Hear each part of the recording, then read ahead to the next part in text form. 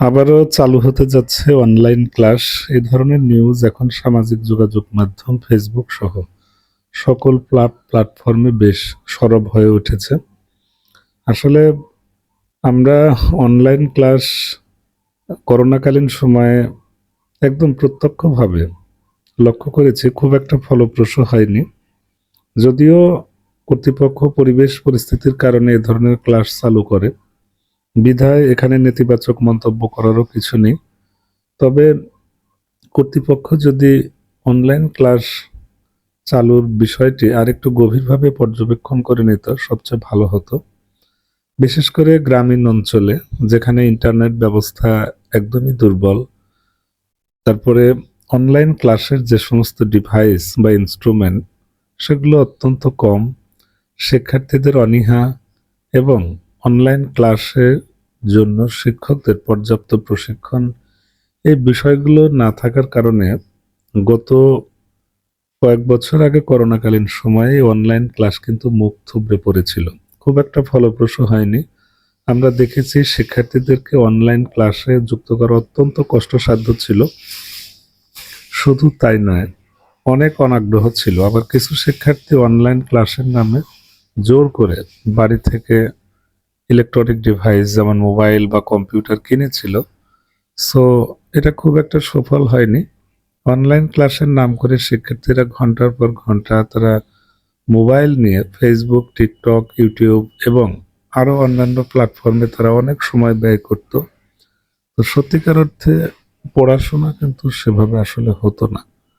তো আমরা সবসময় প্রত্যাশা করি যে আসলে শহরাঞ্চলে কিছু প্রতিষ্ঠানে এটা কার্যকর হলেও একদম প্রত্যন্ত অঞ্চল, বিশেষ করে গ্রামাঞ্চলে এটা খুব একটা ফলপ্রসূ কিন্তু হয় না। যদিও এই ব্যাপারে এখনো কোনো চূড়ান্ত সিদ্ধান্ত আসেনি, কারণ কর্তৃপক্ষ সপ্তাহে 3 দিন অনলাইন ক্লাস আর সপ্তাহে 3 দিন অফলাইন ক্লাস নেওয়ার চিন্তা ভাবনা করছে। এমনটি করার কারণ আপনারা প্রত্যেকেই জানেন যে আসলে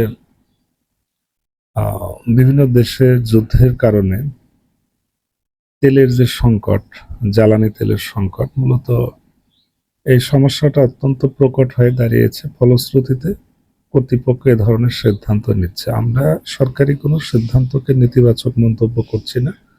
তবে অনলাইন ক্লাস চালুর পূর্বে আমাদের অবশ্যই অনুরোধ থাকবে যে আসলে কোথায় কোথায় এটা চালু করা ফলপ্রসূ এবং কোথায় কোথায় চালু করলে এর সুফল পাওয়া যাবে না, এই ব্যাপারগুলো আর একটু ভালো করে যাচাই করে নেওয়া উচিত। প্রয়োজনে জনমত জরিপ নিয়ে এই উদ্যোগটি গ্রহণ করা উচিত বলে আমরা মনে করি।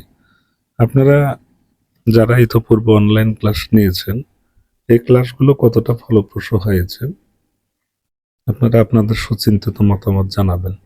তবে আমরা মনে করি অনলাইন ক্লাস চালুর পরিবর্তে যদি মর্নিং স্কুল করা যেত, মর্নিং ক্লাস, প্রয়োজনে কর্মঘণ্টা যদি কমানো হতো, সেটা সবচেয়ে ভালো হতো। ঠিক আছে? সো আপনারা অনলাইন ক্লাস চান নাকি মর্নিং স্কুল চান অবশ্যই বলবেন।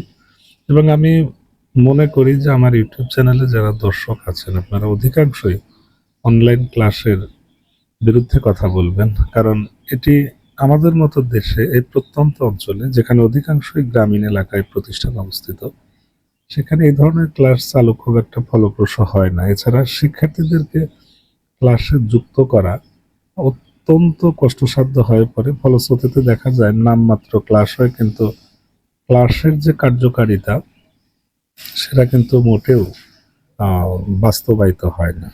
তো এই মতো অবস্থায় আমরা অবশ্যই কর্তৃপক্ষকে বিনীত অনুরোধ করব, আপনারা অনলাইন ক্লাসের পরিবর্তে যদি মর্নিং স্কুল চালু করেন, প্রয়োজনে শিক্ষা প্রতিষ্ঠান ছুটি যদি আরো 2-1 দিন করে দেন বিদ্যমান পরিস্থিতি বিবেচনায়, সেটিও ভালো হবে। ঠিক আছে? তবে আমরা অনলাইন ক্লাস চাই না, আমরা ভার্চুয়াল ক্লাস চাই না, আমরা অফলাইনে ক্লাস চাই। প্রয়োজনে সময় বাড়িয়ে দেওয়া হোক, তাতে আমাদের কোনো সমস্যা নেই। সো আপনাদের কি অভিমত বা বিষয়টিকে আপনারা কিভাবে দেখছেন অবশ্যই মন্তব্যের মাধ্যমে আপনার সুচিন্তিত যে মতামত বা পরামর্শ সেটি জানাতে পারেন। ধন্যবাদ।